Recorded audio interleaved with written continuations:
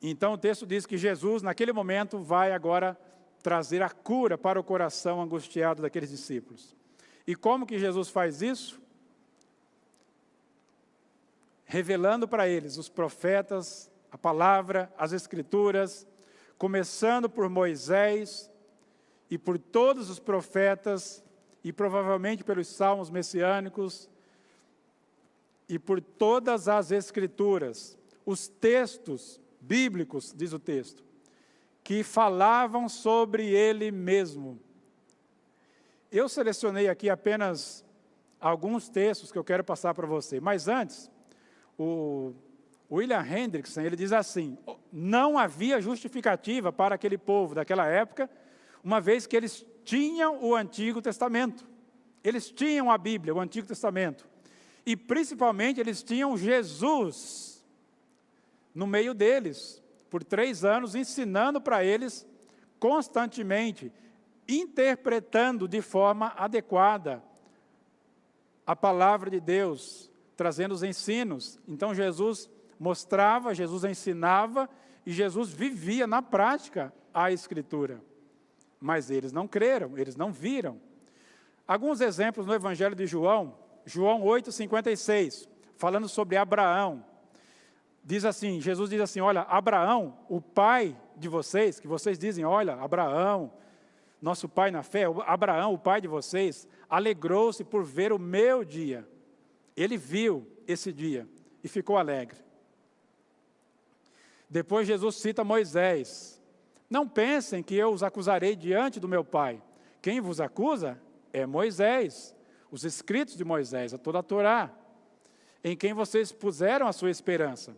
Porque se vocês de fato crescem em Moisés, na lei, na Torá, vocês também creriam em mim, pois ele escreveu a meu respeito. Se porém vocês não creem nos escritos dele, como crerão nas minhas palavras? João 5, 45 a 47. Então citamos Abraão, citamos Moisés, e agora vou citar Isaías. Isaías disse isto porque viu a glória dele, do Messias, e falou a respeito dele, Jesus. Isaías falou a respeito dele. No entanto, muitos dentre as próprias autoridades creram em Jesus, mas por causa dos fariseus, não o confessavam, para não serem expulsos da sinagoga, ou seja, para não perderem ali a posição que eles tinham. Muitas pessoas, autoridades, especialmente no nosso país, eles dizem que são cristãos, nós cremos, mas, diz o texto, não confessam para não receberem perseguição. Porque o texto diz, porque eles amaram mais a glória de Deus, aliás, amaram mais a glória dos homens do que a glória de Deus. João 5,39, Jesus diz assim: vocês examinam as Escrituras e julgam ter nelas a vida eterna, e são elas mesmas que testificam de mim. Elas testificam de mim. Contudo, vocês não querem vir a mim para terem vida. E Jesus responde em Mateus 22, 29, a uma pergunta feita pelos saduceus que não criam na ressurreição. Então Jesus respondeu dizendo: o erro de vocês está no fato de vocês não conhecerem as Escrituras, nem o poder de Deus. Errais porque não conheceis as Escrituras, nem o poder de Deus. Então, neste momento, Jesus, ele explica para eles, expõe para eles as Escrituras, tudo o que constava a respeito dele. Verso 27, mais uma vez. Então Jesus os conduziu por todos os escritos de Moisés e dos profetas, explicando o que as Escrituras diziam a respeito dele mesmo. Lucas 24, 45 diz que Jesus disse: era necessário que se cumprisse tudo o que estava escrito ao meu respeito, na lei de Moisés, nos profetas e nos salmos, e então lhes abriu o entendimento para que eles compreendessem as Escrituras. Então, a demonstração de Jesus para os discípulos, naquele momento, Jesus agora vai se revelar a eles. É muito interessante, se você não notou, eu quero que você observe que Jesus, ele faz a exposição para eles sobre toda a lei de Moisés, os profetas, os salmos, as escrituras do Antigo Testamento, ainda como um estranho, como aquele peregrino, como aquele estrangeiro. Ele não chega para os discípulos de Emaús e sou eu sou Jesus. Deixa eu mostrar para vocês aqui, o que está escrito no Antigo Testamento sobre mim. Ele prega, ele expõe, ele ensina, ainda como um estranho para eles. Porque o importante é a palavra, não é quem prega a palavra. O importante não sou eu e nem você, o importante é a Escritura, é ela que vai transformar o coração da pessoa. O texto no verso 28, diz assim o texto, no verso 28. Eles estão agora chegando em Emaús, e parece que eles estão tão animados que eles querem um pouco mais. A palavra de Deus nos leva a querer mais a palavra de Deus. É muito interessante. Porque Jesus faz como quem vai continuar a caminhada. E eles estão chegando na entrada da aldeia, e eles fazem sinal para que Jesus continue. Caminhem com eles, vamos. E eles convidam Jesus para entrar, porque eles queriam mais da palavra, mais de Jesus. Ainda não soubesse que aquele era Jesus. Eles queriam mais da palavra, mais da Escritura, por isso convidam aquele viajante, aquele estranho, para entrar em sua casa. Pois quanto mais aprendemos da Escritura, mais a queremos.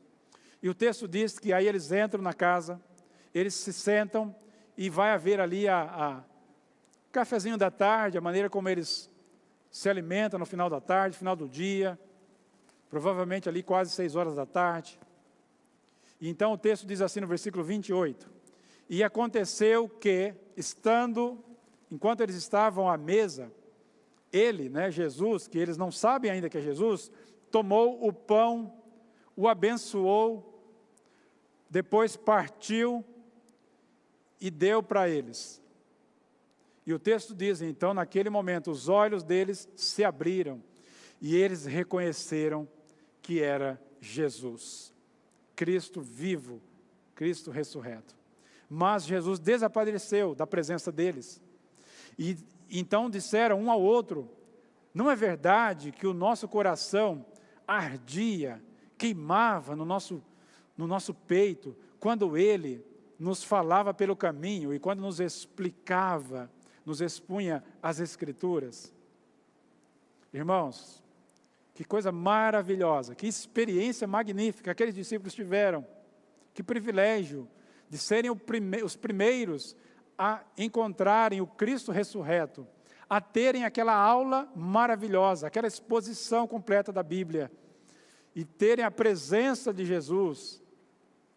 Somente quando os nossos corações forem abertos pela exposição das Escrituras, pela leitura, pela pregação, pela exposição da palavra, os nossos olhos serão abertos.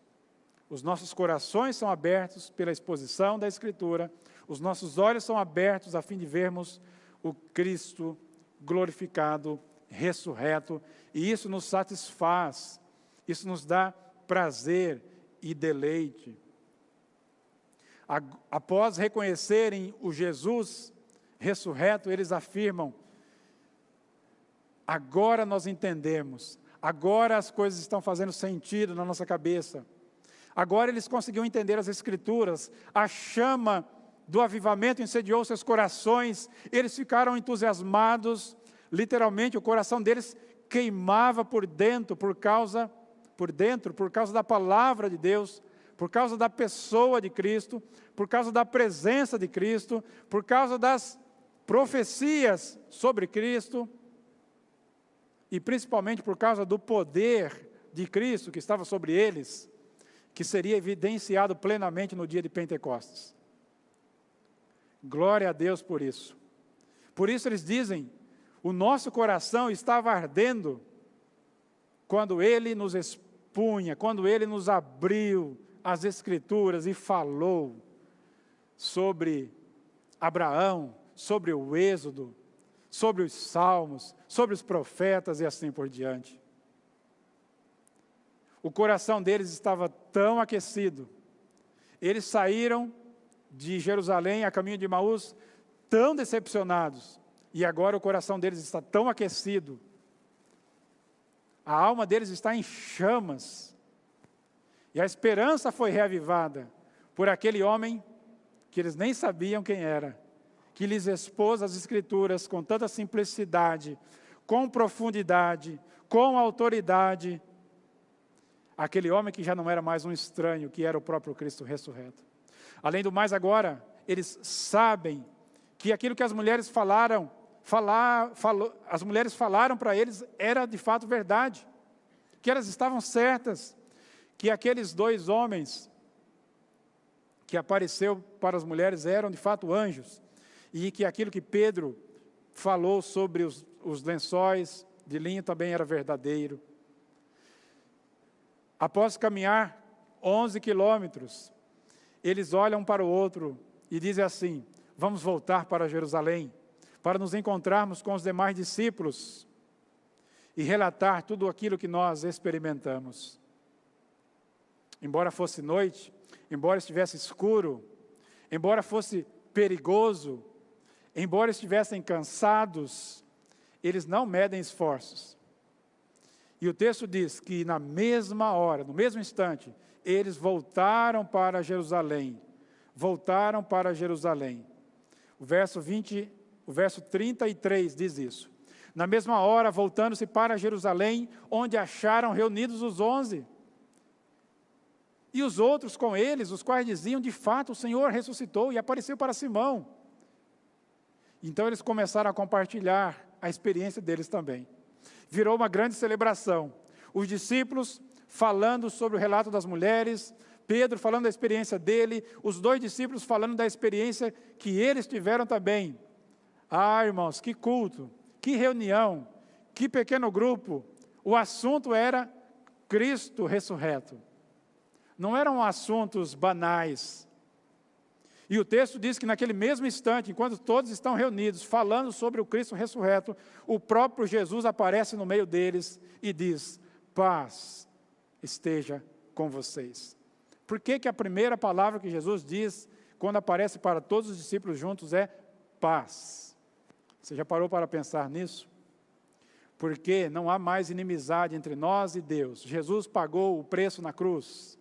Na cruz, Jesus pagou o preço que ninguém poderia pagar. Por isso, agora o sacrifício faz sentido. A morte na cruz, o sofrimento, porque alguém teria que pagar o preço dos nossos pecados, e somente Deus, encarnado, poderia fazer isso. Ninguém mais poderia.